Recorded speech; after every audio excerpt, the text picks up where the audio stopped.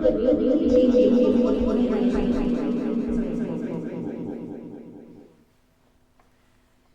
Cubitt community radio listeners.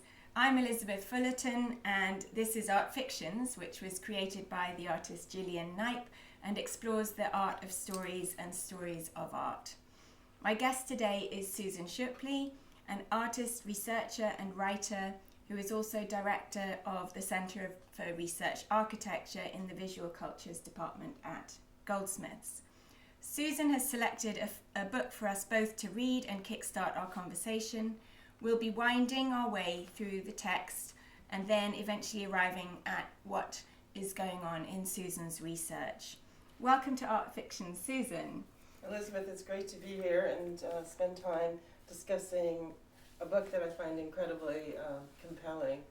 Yes, well, for our discussion today, you've chosen the book The Second Body by Daisy Hilliard, published by Fitzcarraldo, which is always a good sign. Absolutely. So the premise behind The Second Body is that we all have our own individual corporeal body made of flesh and bone, and then a second, more nebulous body that basically amounts to the entire impact that the first body has on the rest of the planet in terms of its actions. So, for instance, how we have a relationship to a pod of beached whales, or how turning on a toaster might affect people in Bangladesh. When a river floods in her home in Yorkshire, the two bodies come together, in a sense. In her quest to understand and explain the relationship between the two bodies, Daisy Hilliard meets a variety of people, from a butcher in Yorkshire to an environmental criminologist to different biologists, and reveals just how porous the boundaries are between us and the rest of life on Earth. So let's start by finding out, Susan, why you chose the book.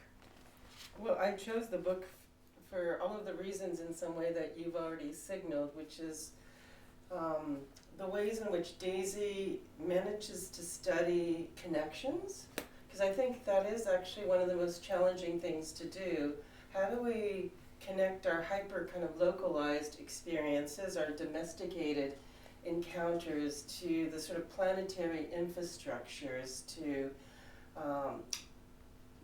logistical supply chains, extractivist economies, that all of those things that enable our local our local conditions of life. And she does that through this kind of you called it a quest or a journey that she goes on to try and find out about these connections, how to understand her local experiences and the impacts that her daily habits, if you will, are, how they're impacting on various sort of global geographies.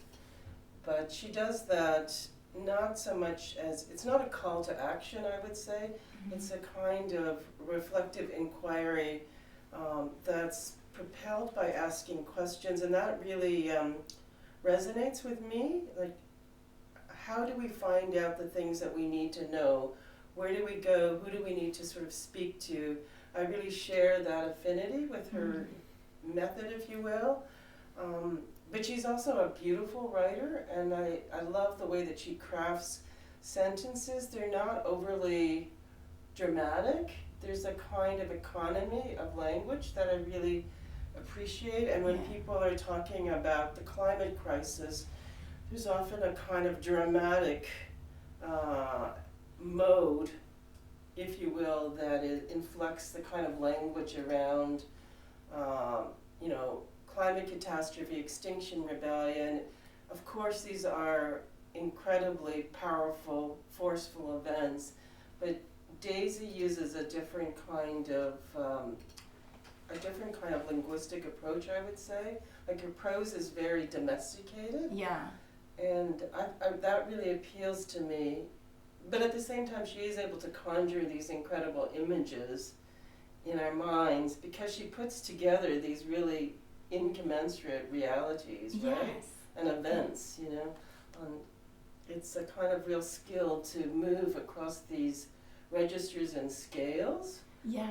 That I also sort of aspire to in my kind of own creative practice. I think, I mean, I love the expanded ways of thinking about the world that she has, because I think, if I'm right, she teaches literature, English literature, at university level. But she studied, was it history of science or something? She's, and she thinks across disciplines, which you do, of course, obviously, as well. And I really like how in the book she brings in really mundane examples, like I mentioned, about the toaster or boiling the kettle, or how a pigeon in her yard can't get off the ground, and she adopts it for a bit and then it eventually does fly away. And then she also talks about Macbeth, and I thought it was really interesting how she was saying how Macbeth thinks he's safe because the witches have foretold that he won't be defeated until Birnam Wood moves to Dunsinane. But then the troops cut down the trees from the wood as camouflage and march on his castle. So there's this idea all the way through. She's connecting the idea that human bodies affect or connect to things that seem to have no relation to them. But then it just needs, as she says, a leap of imagination to make that link, right? Yes, and it's she finds these, I think, very precise entry points. So, for example, she actually recently gave a talk in the center where I teach and work. It was in relationship to a book launch, actually, from two other artists. But one of the things that Daisy talked about in this short essay that she wrote was Princess Diana's wedding, but it was from the vantage point of the thousands and thousands of pearls that were embroidered into the wedding dress, and to understand their sort of life cycle and how they ended up in this sort of in this gown. But it was this really fascinating kind of material, I guess, a material analysis of the wedding and all of the ways in which that wedding itself was inextricably interconnected to a whole set of global processes, many of which had very kind of profound ecological kind of effects. But she begins with these thousands of little pearls that have been obviously scavenged from the deep, and somehow through some sort of global supply chain have made it to an atelier within, then get stitched into this sort of glorious sort of wedding dress. So it was an amazing kind of reread of something that most of us would oh God, we don't want to think about that anymore, or it's been completely saturated as a cultural event. Yeah. So how do you also, in that sense, it was sort of telling the story again, but from a kind of radically different vantage point. Completely. And situated that dress, that wedding, that moment in a much kind of sort of broader geopolitical kind of history. Isn't that crazy? Yeah. I love the idea, almost like telling the story from the pearls point of view, or from the point of view, like you say, of material, of small, tiny material things, and are seemingly insignificant. Yeah. Right? And a wedding that was watched across the world by millions and millions and millions, and then that dissolved. And so, what was the point of those pearls in the first place on that dress? Was that so vital that all those pearl divers had to go and get those pearls for that dress? It's those strange connections.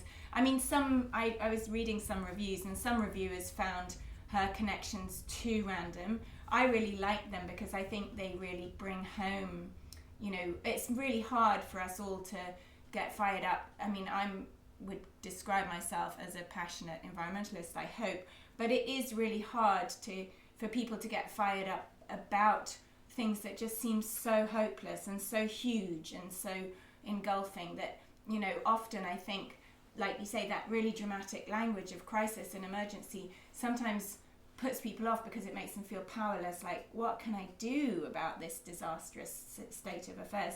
And she kind of just brings it home with this second body idea, and it's much more visceral, of course, than just talking about. She talks at one point, which I was going to mention, but she talks at one point about how language is so weak. In fact, I think I'm going to read this little passage here. I think it's where she says, But yeah, she says, this second body is your own literal and physical biological existence.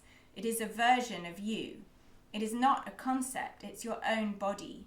The language we have at the moment is weak. We might speak vaguely of global connections, of the emission and circulation of gases, of impacts, and yet at some microscopic or intangible scale, bodies are breaking into one another. The concept of a global impact is not working for us, and in the meantime, your body has already eaten the distance. Your first body could be sitting alone in a church in the centre of Marseille, but your second body is floating above a pharmaceutical plant on the outskirts of the city. It is inside a freight container in the docks, and it's also thousands of miles away on a floodplain in Bangladesh, in another man's lungs. It is understandably difficult to remember that you have anything to do with this second body. Your first body is the body you inhabit in your daily life. However, you are alive in both. You have two bodies. Yeah, that's beautifully said. And yeah, in another passage which is similar, which I might read later at some point, she talks about also the kind of the abstractions, and I think the abstractions of language, but also we could say the abstractions of the kinds of visualization of climate data. And it's a huge challenge for climate scientists in terms of communicating the results. Of course, we've all seen I'm sure the famous Keeling curve with the exponential rise of greenhouse gases. You can see that line, and that line is an absolute indictment of human activity captured in the curvature of a line. At the same time, what do we do with that abstraction? How do we engage with it, interact with it? I think everybody faces that same kind of challenge, or environmental policies with their hundreds of articles and say legal kind of frameworks and consensus building that is trying to determine whether we forge ahead with an accepted 1 to 2 degree kind of temperature rise.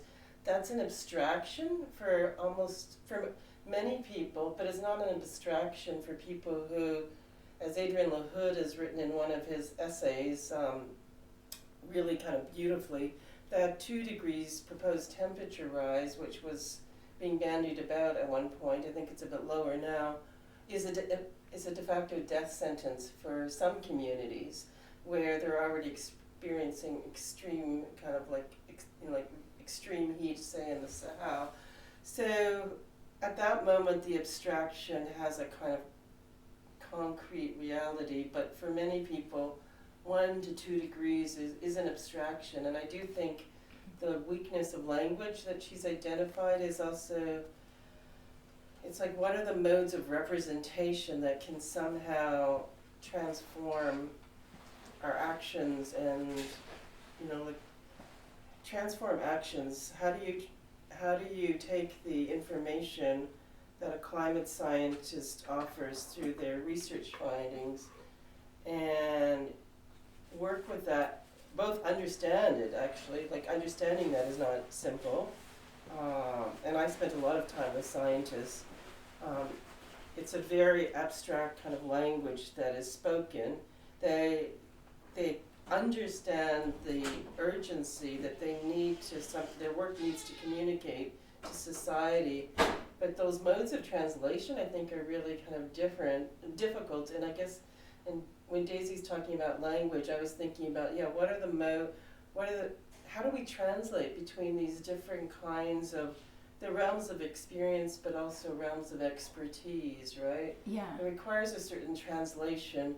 Sometimes that translates into kind of one's direct lived experience, but sometimes it remains at a level of abstraction. Yeah. And so I think this is where artists, writers, journalists, people who can pass through some of that technical, scientific speak in a way, and kind of make a legible story in a way for the wider population in a way. I think that's where that comes in, or how that's really helpful. Definitely with Daisy, I think she does that really interestingly. another thing I found really interesting that she did was where she talks about, I think it was how the impact of when you first had access to images of the Earth from the From space. Earthrise, Yeah, from Earthrise, exactly. And she said, and it had two effects, and one effect was that people saw how fragile and how small the Earth was, and thought, oh my God, we've got to really preserve this planet. Look how small it is, and look how tiny those forests and those, you know, rivers are, etc. And then on the other hand, you had a whole other strand of people, of approaches saying, oh, we are so independent from, you know, we're superhuman, we can look down on the Earth and that's just one of many planets and we should go out and conquer more. And, you know, that sort of idea of our separation from the Earth, and that, you know, we are this race that's able to photograph it from above, so we're not part of it. That was the sort of other strand in a way. And that's a kind of scary approach, because obviously that's where you're getting the denialists and the, you know, climate deniers and people who are not taking it that seriously, you know, the threat, because they're just like, oh, well, you know, there's lots of space really, and, you know, so I think that was interesting how she used that to show how that became a basis for different approaches as well. Yeah, that's a very sort of iconic image, and it is often used as saying it sort of spawned the environmental movement. And just as an interesting sort of anecdote, it's also the same year that gets taken as the first time an image of the fetus appears on Life magazine. Oh, and wow. the discourse was actually surprisingly similar about this sort of like sacred orb in need of protection. And in like the feminist analysis of that moment, where this image really propels all of the debates around reproductive rights that come with that particular kind of image. Feminists have said what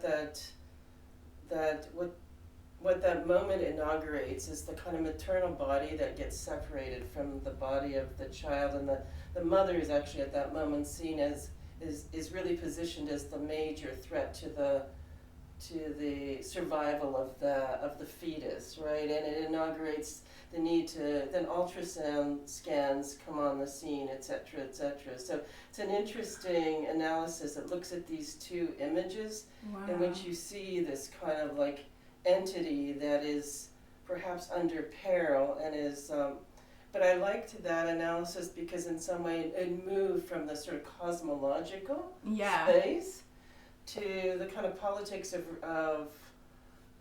reproductive health in the woman's body, and so it made that sort of scalar kind of shift in a way that I thought was really compelling. But then looking at the kind of ways in which these two images, and I'm always interested in how images then become like they change paradigms, they transform the ways that we think about the world, because it inaugurates.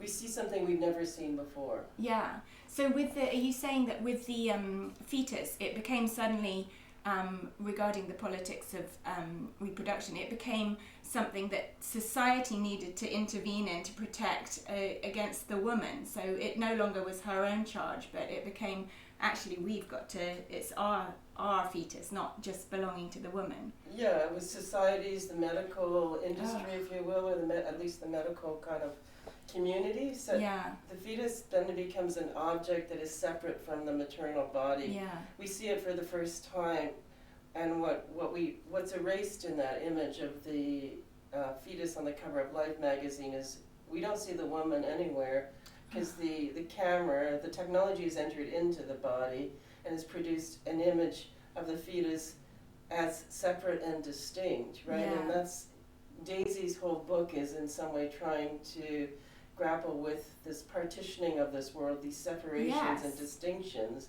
and to dissolve those boundaries. But we can really see how these kinds of images have in some way been fundamental to setting up those barriers. Right? Yeah, that's they do so more than just interesting. give us a new picture of it. They do a lot more than just give us a new image, provide access to something we haven't seen before. They reinforce certain beliefs and attitudes, or they inaugurate sort of new ones. So, Yeah, when was that, the life, roughly? That's a good question. Now I have to look that up. It's been ages since I was reading about that. It was actually when I was doing my MA. So could it have been 1986? What was the year of Earthrise? That seems a bit late. I don't know. Yeah, I have to look that up again. Exactly, but I was just wondering from what you said, because that sounded so crazy. Like the idea. I mean, it came up a lot though in. Have you read Caliban and the Witch by Sylvia Federici? I mean, just bits and pieces, because it's a book that our students are continually engaging with. Yeah. Yeah, because that brings up a lot. That talks about the separation of woman, how suddenly it became from it being a female domain with midwives and ancient knowledge about women's bodies and stuff. Suddenly men intervened, and they decided that male doctors had to take control over the woman's reproduction and the child's future, and how that all was going to, and the midwives got kind of edged out and all of that. So she talks a lot about that. But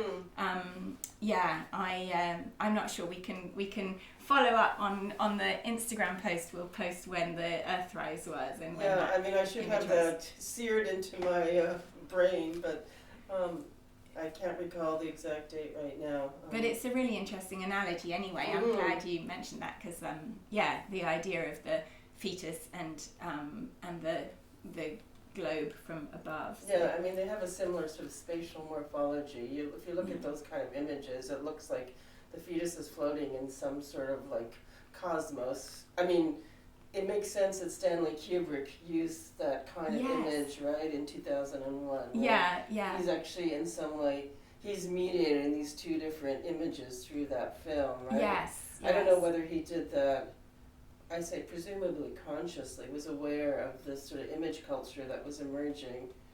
And so 2001 in some way locates itself somewhere between those two images. Yeah, and of course, I mean, but he's also doing that deliberately with the image of the man with the bone that then connects to the whole idea of the heroism of male struggle for survival, and how the patriarchy and all of that going on. Yeah, I love that. It's a fascinating moment. I know we're digressing a little bit from Daisy's, but I think it's wonderful, or Daisy's book, but it's wonderful when a writer's work becomes a touchstone for so many kind of like evolving conversations. But I went to a talk years ago, and the person giving the talk was talking about, like, for him that was the most sort of like he's like, I don't know if he said the most famous cut in cinematic sort of history, but this cut where the bone, there's a cut and then the bone is transitions into sort of something like an International Space Station, right? Yeah, exactly. So I always loved that and he was arguing, I'm trying to think of this professor's name. Gear is his last name. Okay. I'm not sure. Might be at Manchester or something. I'll have to look that up again. Today our capacity to recall dates and names seems to be disappearing, but suffice to say, he was also sort of locating that cut in this sort of moment of this sort of anthropogenic kind of moment, right? Where the material world and the world of animals, which Daisy is also really compelled by, and becomes this kind of technological kind of object, right? That cut sort of sutures those two worlds again, right? Yeah. It's sort of like the cut that inaugurates the Anthropocene, if you will. Not the Anthropocene, but it inaugurates a kind of, like the bone is a technology, of course, of these apes that are sort of throwing it around and like using it as a kind of, almost as a kind of weapon, right? Yeah. But it is this kind of technological, this cut that brings us into another kind of technological domain, right? Yeah, no, definitely. It's and also Ursula Le Guin brings it up in the carrier bag theory of fiction. She also makes the point that, you know, while the men were busy with their bones and weapons and whatever, actually women are you know, busy making carriers for seeds, and that's actually as important as the big strong ape with the bone and the weapons and the sticks and the absolutely. But yeah, as you say, we're digressing, but why don't you but fascinating, I'm enjoying it, but why don't you read us your passage? Yeah, I would like to do that. And just to say that something we're sort of circulating around as an idea in our discussion is what I would sort of call critical proximity, and I think Daisy is also trying to grapple with that. It's not just a question, as the sort of early environmental movement put it, in terms of like acting locally, thinking kind of globally. Like she's obviously arguing that we're always acting both globally and locally, but this is really, it's not just simply a question of like, do I cycle to work instead of taking a bus? Do I take a train instead of an airplane? It's this kind of like, how is it that we can develop an acute sense of critical proximity, which is a bit different than just having a kind of like an awareness and consciousness of our kind of everyday habits and kind of local actions. So I'll just read this passage on page 11. The things I know to be true in an abstract sense, satellite images, shots of chromosomes, hydrocarbon spreadsheets, they don't always feel real. Meanwhile, the real, fleshy, living bodies going about their business, cleaning their kitchens or trying to get at their seed, falling off their buckets, they don't feel like they have much to do with the complicated truth about what is happening to life on Earth. I find it hard to make myself much interested in this truth. It feels far off. I don't want to hear stories about climate change or the biosphere. I want to hear about real people and real creatures. But there's a sense that the sky is getting dark and the horizon is moving nearer, that I should be paying attention, because one day the distant ice shelf will come ripping through the tissue of my body, through everybody, even if it appears for now that the bodies all around me are intact. Yeah, and this definitely specifically connects with your most recent projects around ice. Can you talk about a bit about those synergies? No, absolutely. I remember when I first read that passage, it was this, I can't say I like shuddered, but it was this kind of moment of pause, right? Because I connected so specifically to this kind of image of this sort of ice sheet sort of like hurling itself towards us. But yes, for many years I've been working on a project, a research project, but also a creative project called called Learning from Ice. I've recently completed a documentary feature called Listening to Ice, but that's all within this sort of framework of learning from ice, which has really propelled me on my own journey to learn about the different knowledge practices, different practices of caring for glaciers, but different ways in which communities, scientists, grassroots organizations interact with, work on ice, live on ice. So it's really been a project that's at its heart has dealt with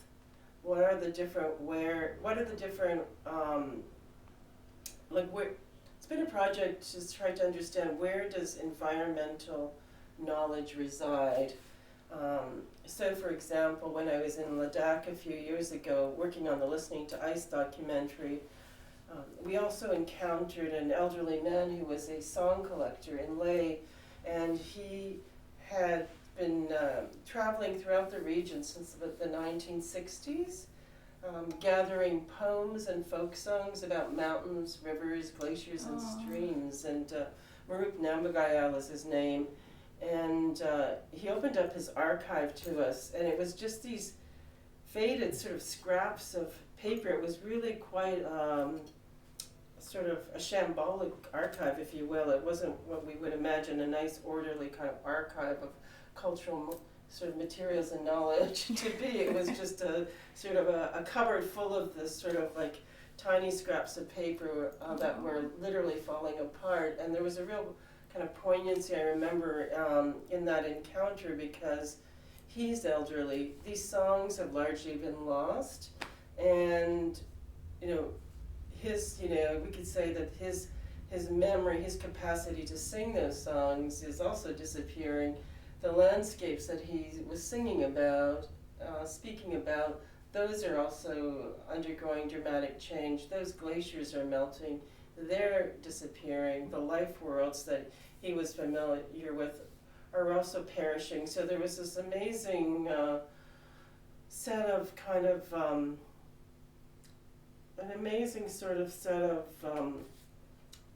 connections between meeting Marup at the same time that we were doing the scientific work at Drangdrung Glacier with scientists, which was, that was a very kind of significant activity for me, and I can say a little bit more about that later, but suffice to say that what I found really significant about our encounter with Marup was it was really clear that knowledge about environmental change was written into these stories, into these songs, into these kind of poems, but it wasn't called like climate change. Yeah. It was just, the ways in which seasonal, say, patterns are changing, etc. And it really, I think it was a real, in some way, I think it's very much a kind of, it syncs up to the way that sort of Daisy is writing, because it's about trying to understand these changes, but maybe through a kind of different register than the one in which we say, we're going to call this climate change and we're going to call this global warming, but it's how all of the activities of everyday life are also undergoing change, and people are very aware of those changes, because in many cases their lives are completely kind of reliant on what is happening. But the ways in which they're accounting, the ways in which those changes are being, say, communicated, are being accounted for, are not always through the kind of, the sort of the conventional modes of expression and language that we're familiar with now in terms of dealing or speaking about, the sort of, speaking about climate change or environmental, like ecological politics, if you will. Yeah, and also what I liked in your documentary was, as I think we were talking about this before, but how when you actually invited, you have all the scientists, and that's fascinating, in this incredibly dramatic, stunning Ladakh landscape, and these sweeping mountains or snow peaks, and this arid valleys, and you're listening with the scientists to glacial ice, and so you're in these incredible natural environments, and then you invite local villagers from who are most affected, obviously, by these changes to the glaciers, and they're listening, and their reactions, they're really fascinated, aren't they, by this technology of this ability to listen to ice, and they're making connections with their own lives. So they're saying, this sounds like a boiling kettle, or they're making it have meaning for them in ways they can relate to. Yeah, that was a really a kind of incredible experience, was working with the villagers from Akshau that we brought to Drangdrung Glacier for these workshops. For one, and it was mostly women, which was really also very interesting for us, and the women were saying yeah, that we haven't been on Drangdurung Glacier because of, that's walking on a glacier is, there's no practical necessity for them to do that, obviously. But it's a source of water that in the Himalayas. It's very different from, say, the Canadian Arctic, where glacial recession in relationship to human communities may not be about water management, but it definitely is in India, or in the areas that I was in. So the glaciers are the source of water, drinking water, water for agriculture, etc. So there's a very strong kind of relationship there, but at the same time, the women are saying we've never been on the glacier, and then lowering these hydrophones into the crevices, into the moulines. They're completely enthralled with the sort of subterranean worlds of ice. But then the way that they were describing that was very familiar. It was like the sound of boiling tea or the whirring of a helicopter overhead. Yes. And I thought that was really fantastic because you can see how this,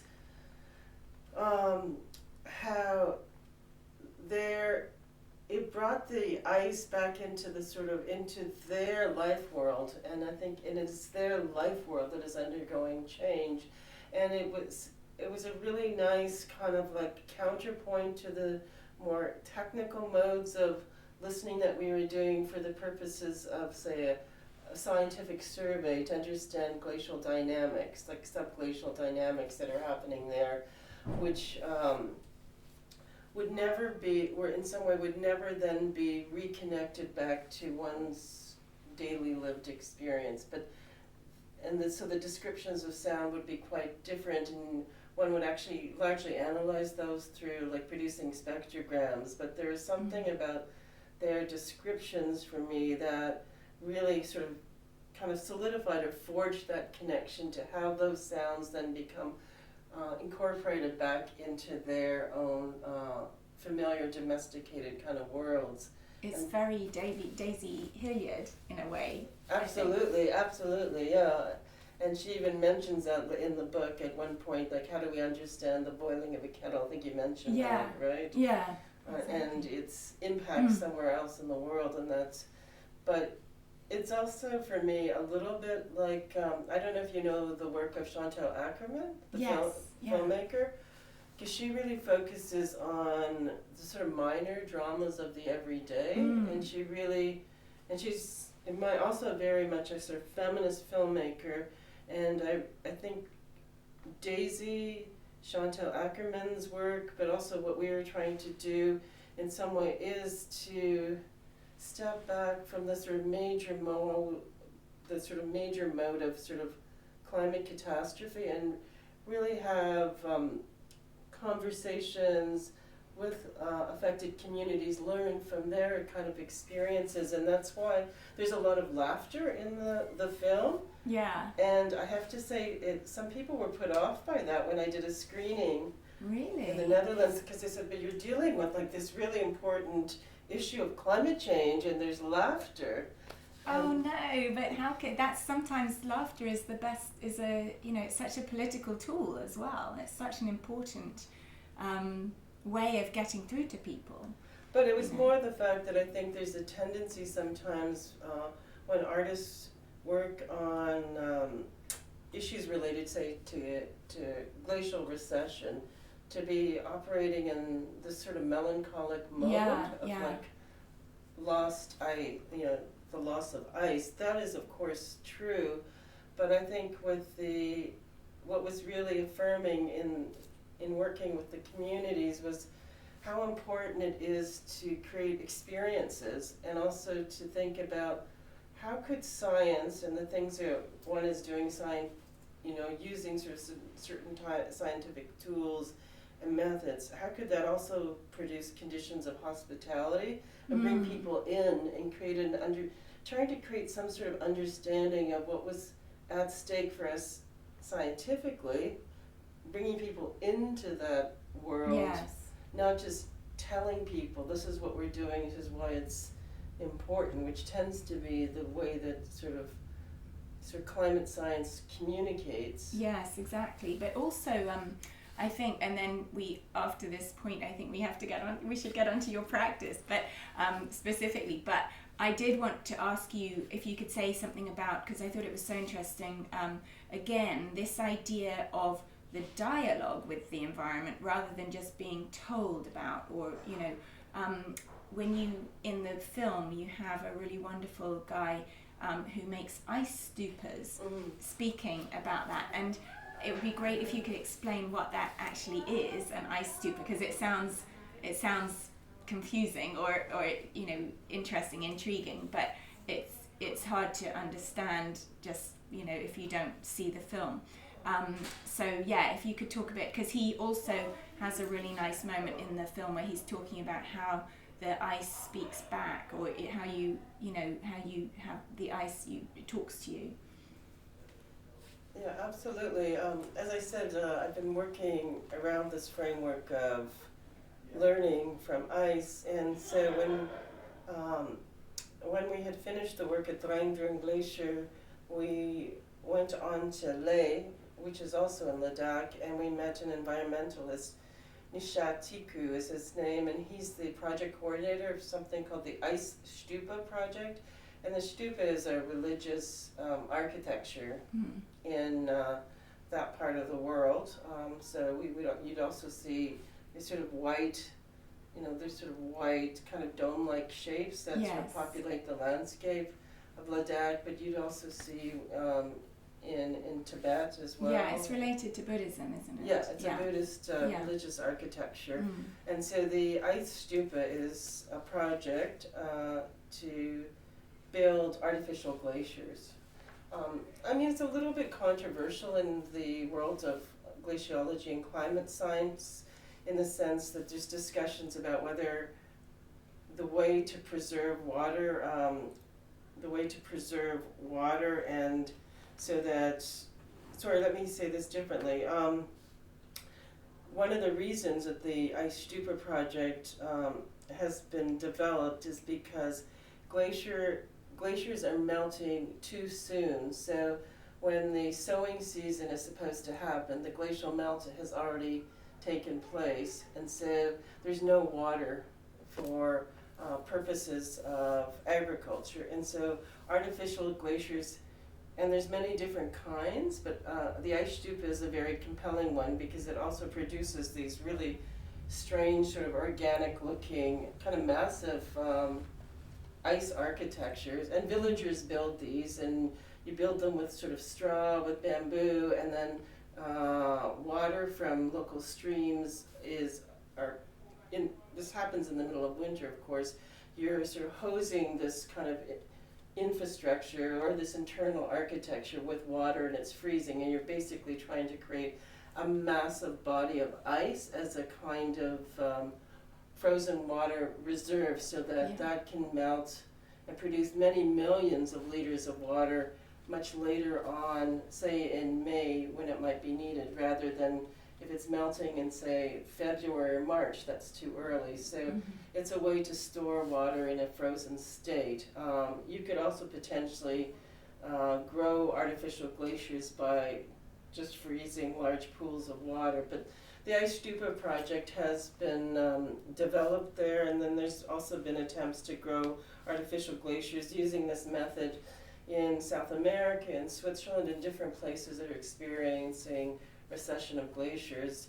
But when Nishat was talking about it, he's also saying, because they've been using this idea of the Ice Stupa, that a stupa is a religious and spiritual kind of structure, and that's also the way that they understand water itself, right? And so in that conversation we were having with him, at one point I asked him about whether he'd had any experiences of acoustics in the work that he was doing with the communities in relationship to ice. And I said a little bit about our project is called Listening to Ice, and he says, of course, because ice talks a lot, but it's up to us whether we can hear it and really listen to it and sort of heed what it's sort of saying. And it was a really beautiful kind of moment that I ended up sort of I sort of close the film with his sort of reflection on the ways in which ice sort of speaks to us, but the reciprocal demand that it makes on us to listen and sort of pay attention and then heed in some way its chattering, if you will. Yeah, it's one of those kind of moments in interviews, isn't it, where you just think, bingo, wow. Yeah. You know, it's totally unplanned, you don't know what he's going to say, and then he comes out with this extraordinary, beautiful phrase, and you think, wow, this is fantastic. So yeah, it really, I loved that sort of winding off your film with that. It was really, really, I think, powerful. Yeah, and I mean, he's very much talking about life as a kind of living entity as well. Like for him, it was alive, the way it was able to sort of grow, like it had more sort of liveness than, say, inert kind of materials, and he really understood it that way. So the idea that ice talks wasn't like far-fetched. Yeah. And that is a nice segue actually into your practice specifically. So we're going to move on to Susan's practice.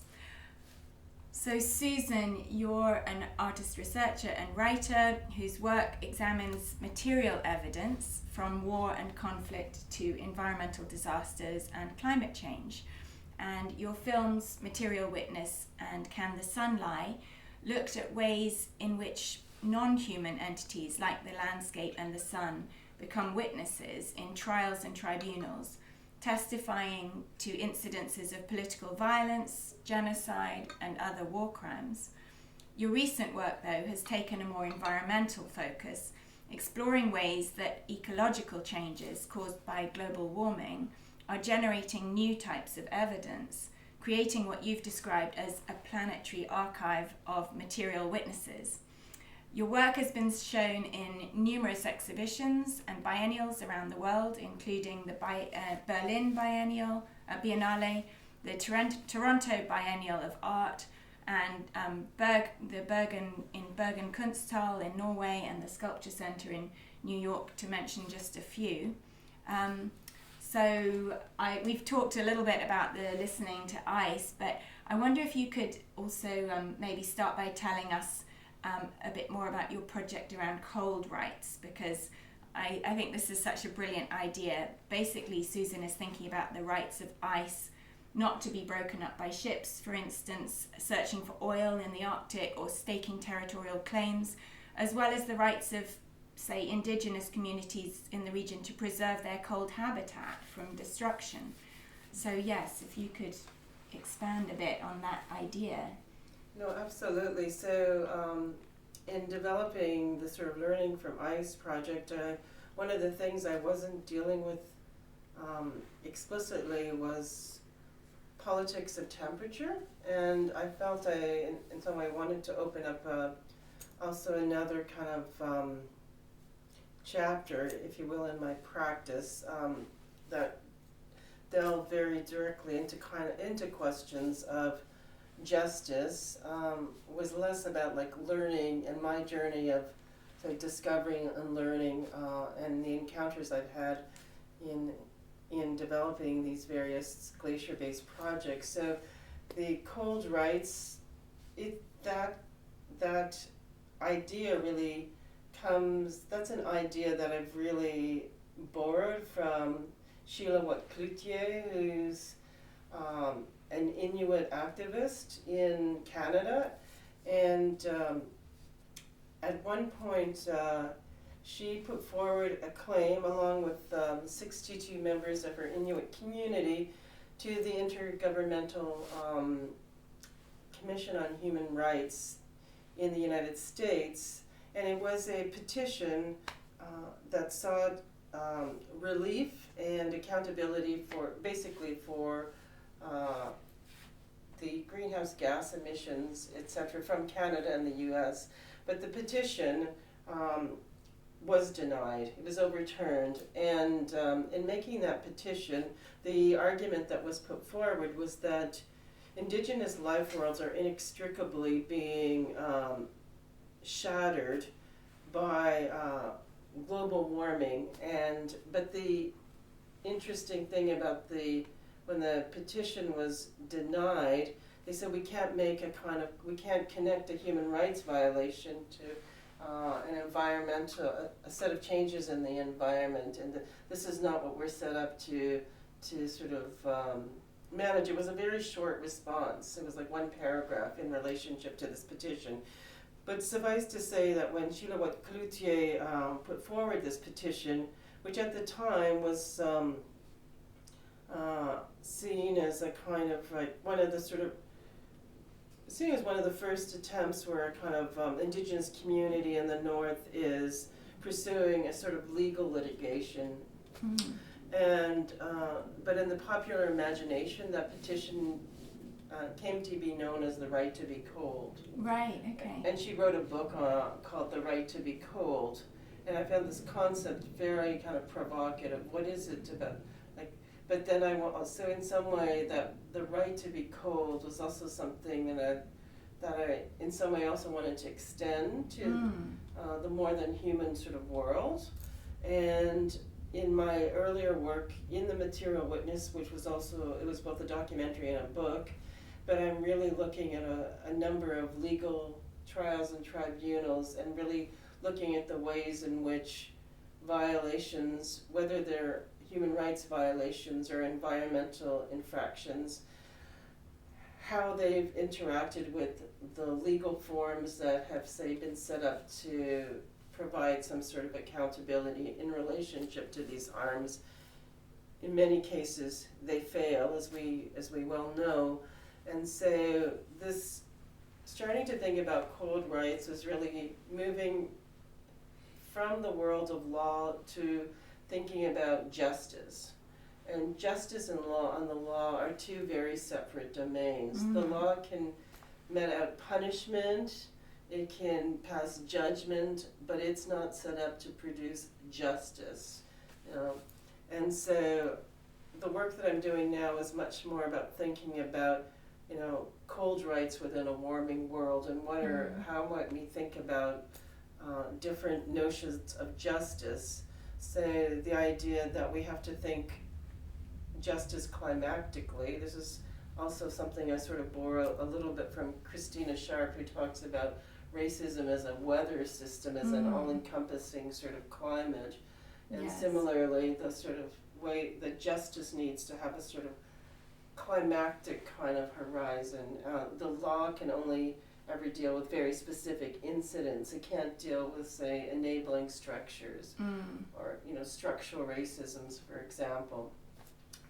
It can only deal with very particular sort of incidents. So moving to away from the sort of legal framework to a kind of justice-based framework in relationship to cold specifically has sort of opened up a whole set of projects in which I've looked at the ways in which cold has been weaponized. Yes.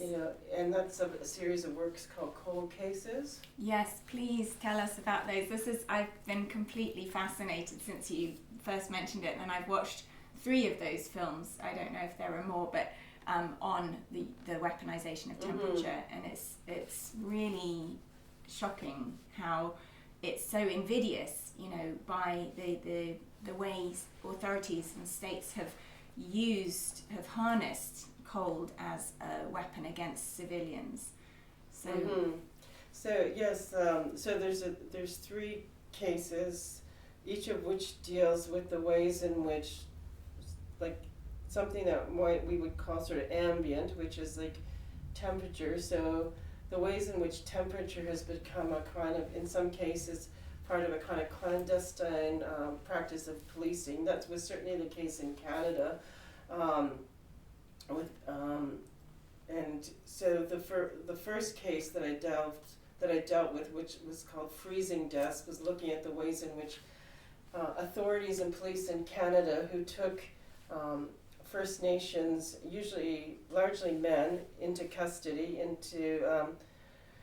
and would instead of like what they're obligated to do, of course, would be to, if you take someone into police custody, you need to be you need to be logging who they are, you need to take them into the station. There's a duty of care if that person is, for example, ill, or even if they need to be taken into detox. You don't drive them to the outskirts of town, which happened time and time again, drop them off in the middle of the night and hope that they walk back. Or not hope.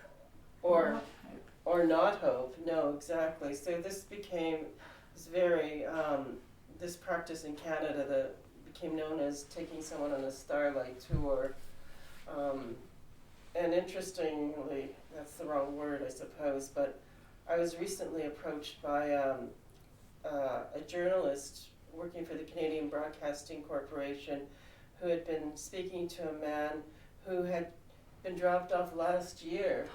No. So this is not it's a historic practice, but it's a practice that continues to this day, completely clandestine. Police forces will say, well, that was just a sort of the actions of a few bad apples, but in producing the work, I really tried to map out a pattern and a system of abuse, and this is sort of, the cases are known, but in trying to argue that this is a pattern that has happened over many decades. The 70s Since has the been 70s. recorded. But also, let's just talk about the temperatures we're talking about. This isn't like, I mean, in London it would be bad in the winter because it's cold, but you would have a higher chance of surviving. But we're talking about really freezing cold temperatures, aren't we? I mean, we are in most cases, like could be minus 30 Celsius with wind chill, which is very common in the winter in Canada. yeah. But for example, Frank Joseph Paul died on the streets of Vancouver, in an alley in Vancouver. It was raining, but he was in such poor health. He'd been taken into police custody, he was extremely ill, extremely intoxicated, thrown into an alley. This is a much more recent case.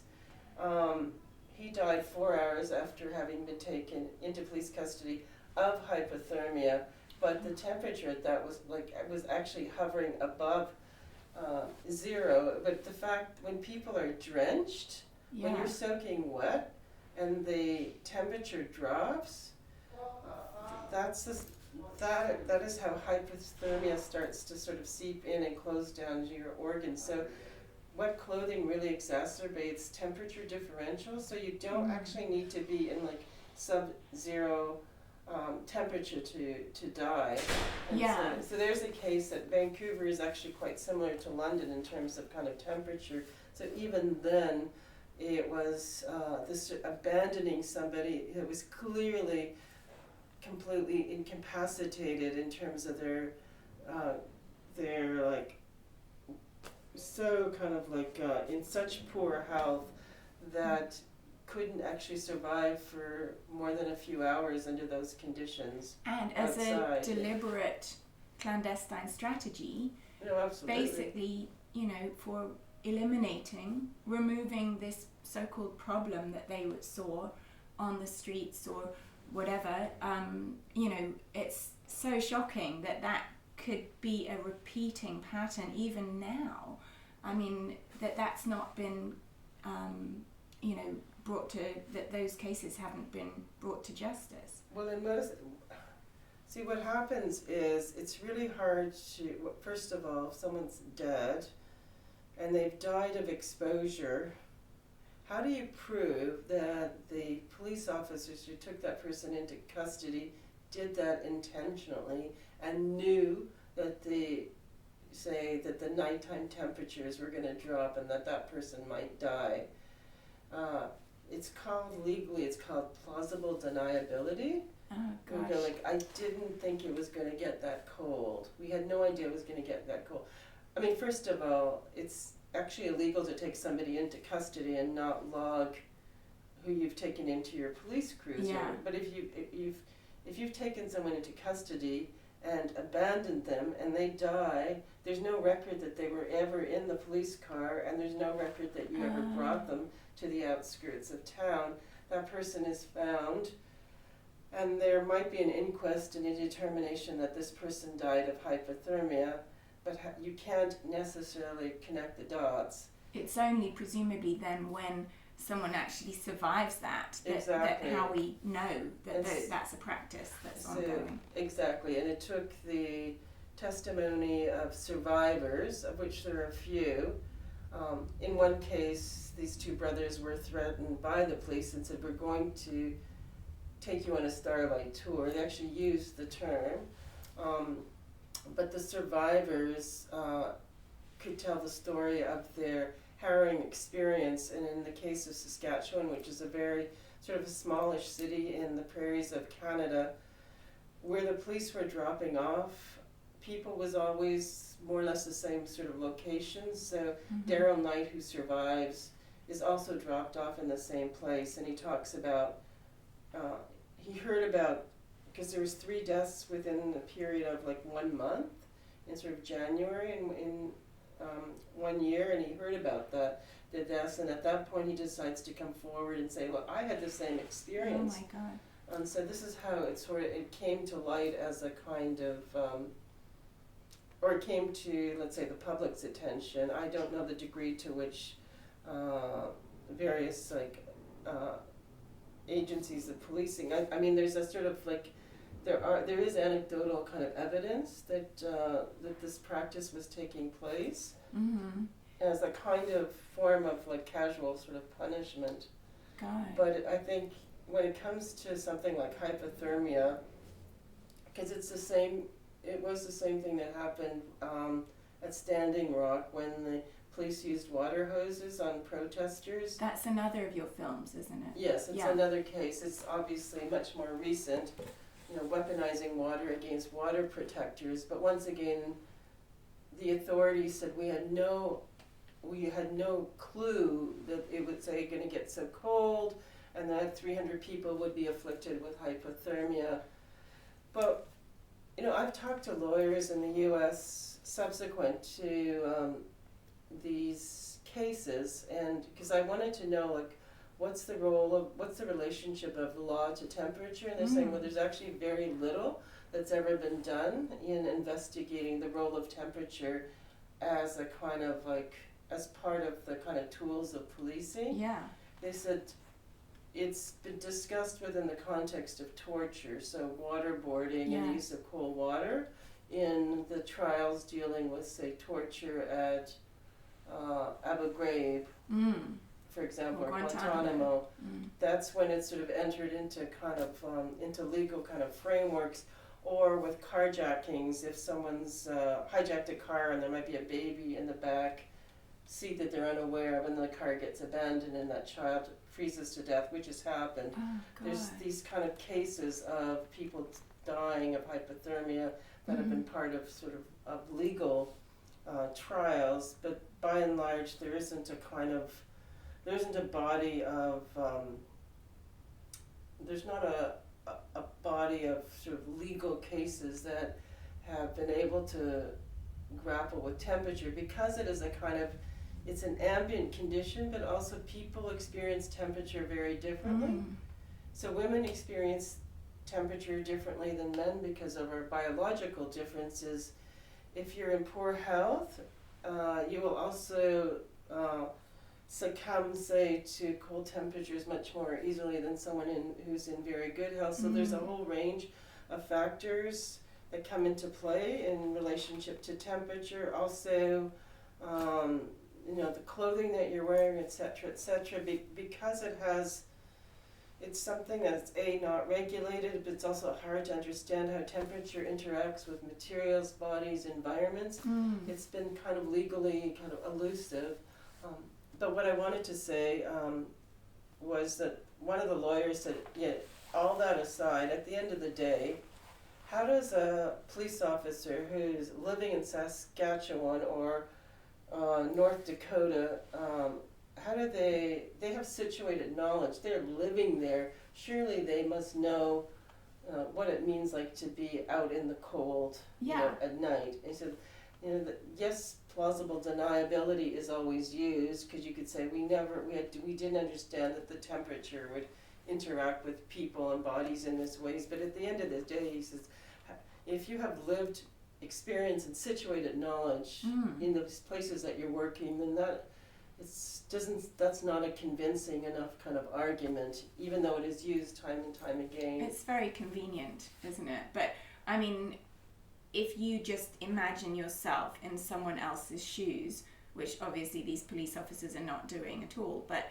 you know, like that situation with the protesters, the water protesters that you were talking about, being drenched by these huge water hoses in freezing water, in icy cold temperatures, and then being funneled. The film I think shows how they're funneled in, they're not really given a proper escape route, and they drench their campfires, the protesters' campfires, so there's no access to warmth, there's no real escape, and they're just drenching them with these water hoses and, you know, bombarding them.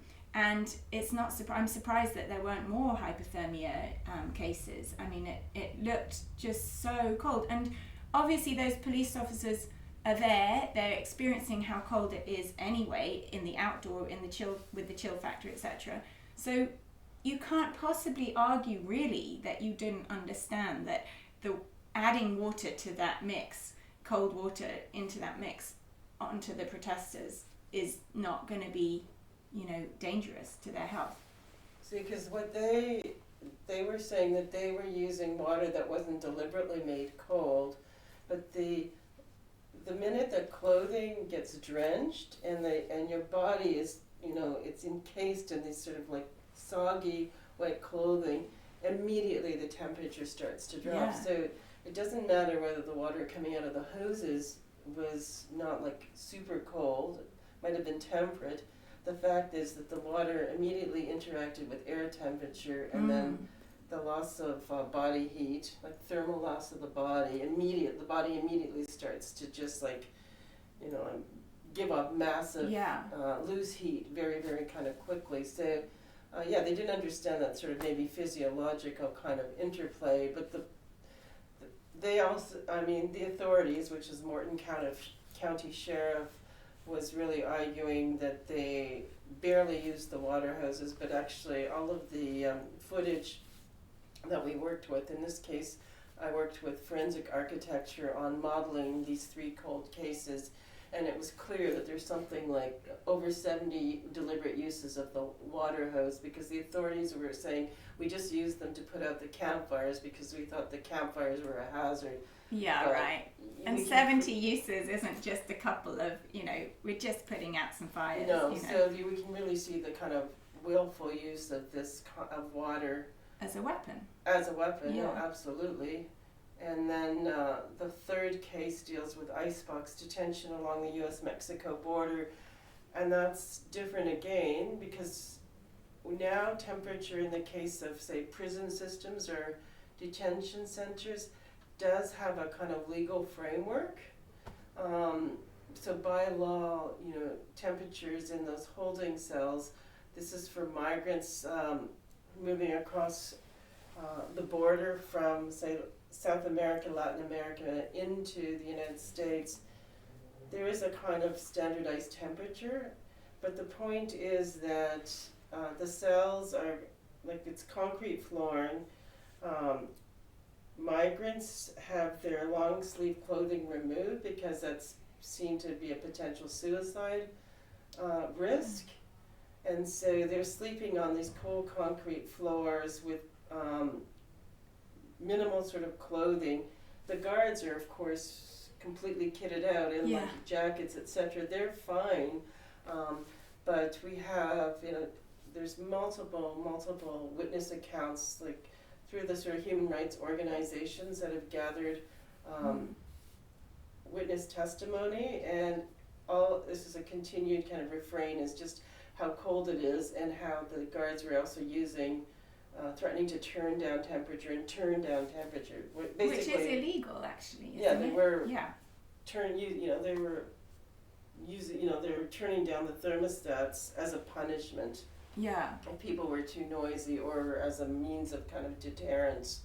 So, but with that 3rd and final case in that series, we moved from the Canadian context where the use of temperature is very much a clandestine practice to standing rock where there's an awareness of temperature because Morton County Sheriff, they did issue a cold weather warning in advance, but nonetheless they still went ahead with their campaign of using water hoses.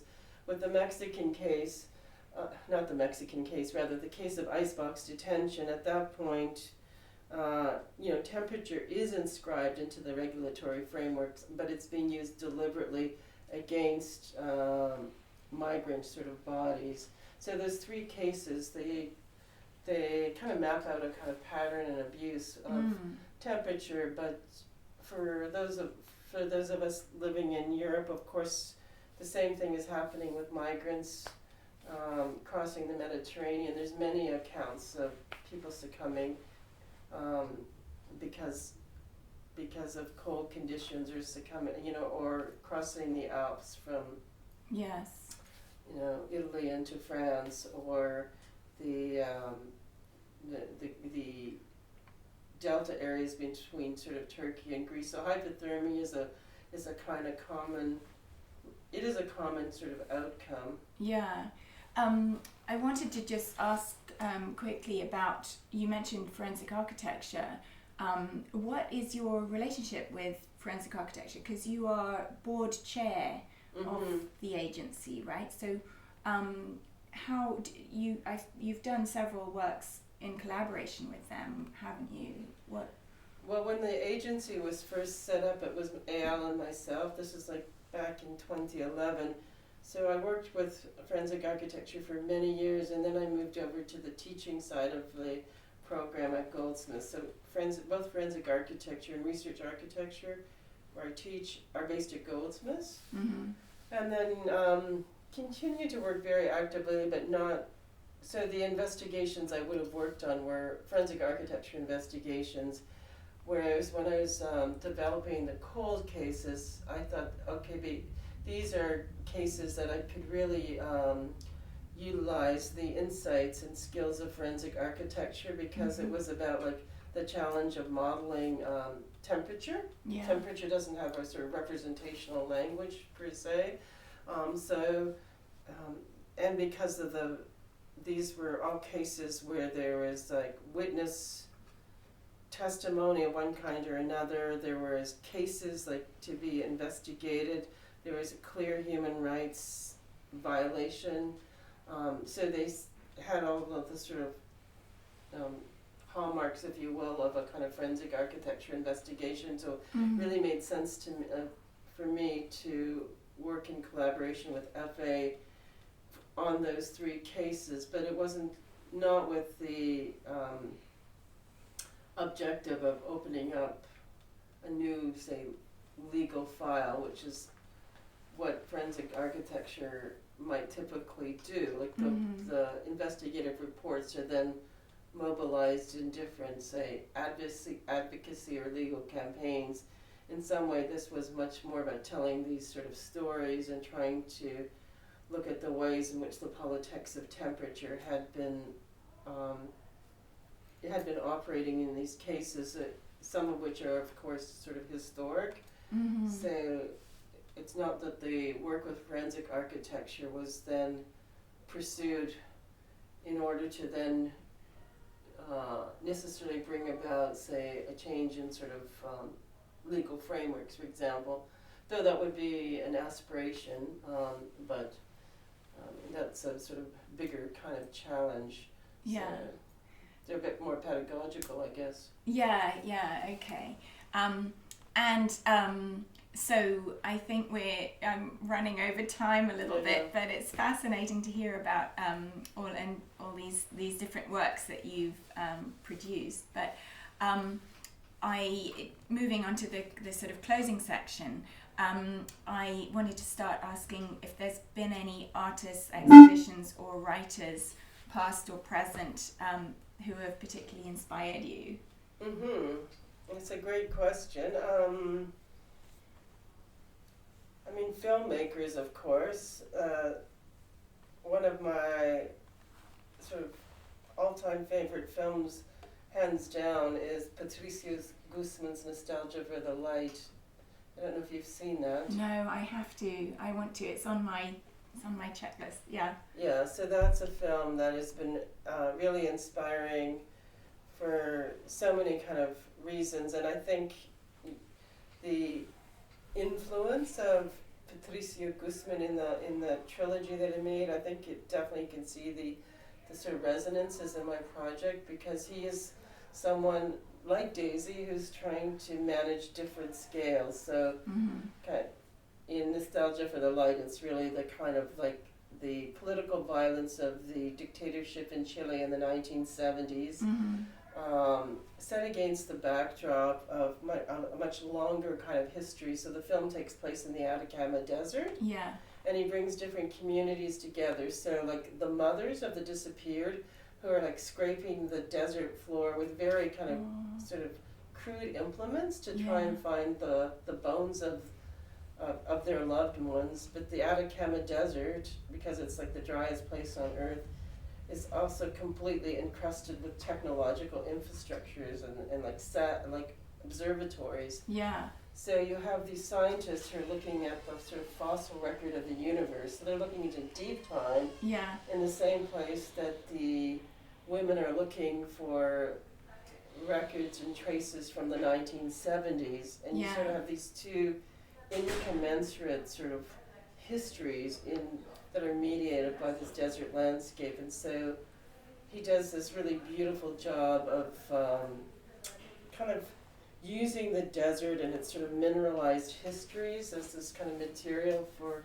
and telling these stories, and he creates these narrative arcs between, say, the calcium that is in our bodies that was consequence of the Big Bang, like at the origins of the universe, that the calcium in our bodies comes from this sort of cosmological scene, and it's like real. I mean, so his narrative arcs are really massive in terms of like the time scale, and all of that is sort of mediated by this sort of planar sort of geography of this Atacama Desert, and it's so it's a beautiful, beautiful film, and it has a very strong, I guess, also forensic kind of like sensibility, because it's like dealing with the sort of mineralized geography of that desert, the mineral of the bones, the calcium and starlight. It's definitely got that two bodies idea, isn't it? The sort of overlapping of the first and second body as well. Totally, yeah. And then it's also, it's a more complex story, because there was also a World War II concentration camp there, and mining activities. So that's a film, but in terms of writer, Sven Lindqvist is someone I really admire, and he's considered maybe an experimental historian, not a fiction writer, but he too is trying to craft histories from these tiny little sort of fragments, and sometimes they're sort of anecdotes, and we don't understand the significance of an anecdote until he sort of connects that to some other, in his case, in the book I'm thinking about, Exterminate All the Brutes, to the genocidal violence that's taking place in the Congo. Yeah. And somehow he forges these connections to like the invention of a rubber bicycle tube in Scotland. How do they connect? Well, because when the bicycle tube gets invented by this person who's looking at his son's bicycle and invents the inflatable rubber tube to make, like, because bicycles were kind of unwieldy with their solid tires, that invention meant that in the next year the rubber exports from Congo increased tenfold, because suddenly there is this whole demand for rubber that hadn't existed. And so rubber exports in relationship to King Leopold's like reign of terror in the Congo is like, you have this incredible kind of genocidal violence that is sweeping through that country, all in relationship to the export of rubber. So in the novel, he's really, or book, I guess we'd say, in the book he doesn't connect, what he doesn't do is connect the relationship. he gives us two separate facts, and we as a reader have to understand how do you go from the sort of bicycle tire in Scotland to the genocides of the Congo through this mediating material of rubber.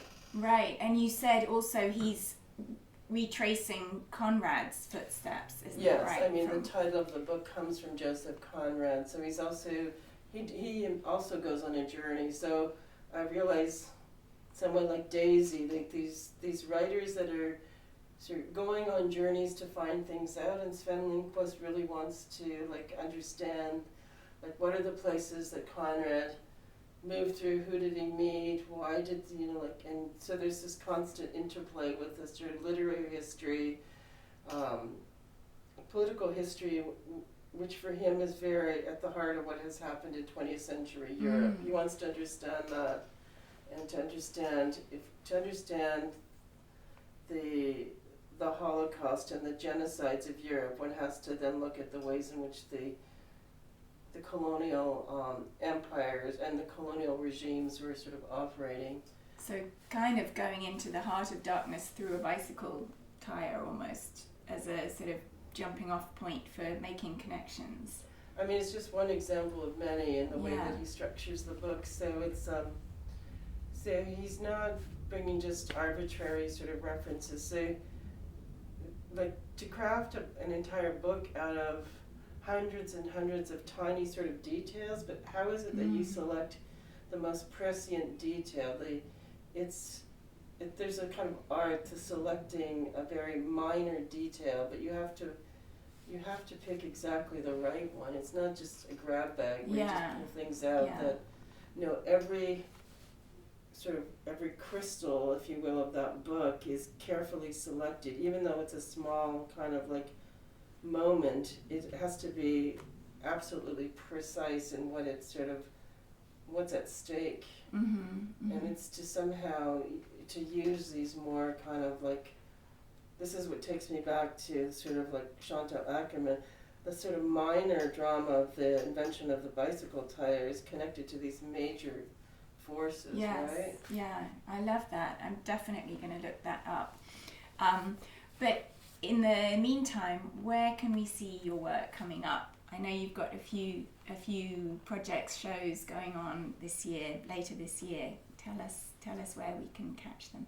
Cold Rights is going to be in an exhibition at the Barbican called Resistors, which is looking at women, resistance, and ecology. The cold cases will be in both Laboral in Spain and also in the Backlight Festival in Finland, I think quite soon. That's June, I think, the Backlight Festival in Finland, yeah. Yeah, and then the Ice Core documentary is showing in an exhibition in Korea this summer as well. And then another piece that is a whole other strand of my work, which deals with sort of nuclear cultures, which is called Delay Decay. That is going to be in the Dunkirk Triennale, and that's much more of an installation and is more of my sort of photographic kind of practice, where some of the others are video and film based. Okay.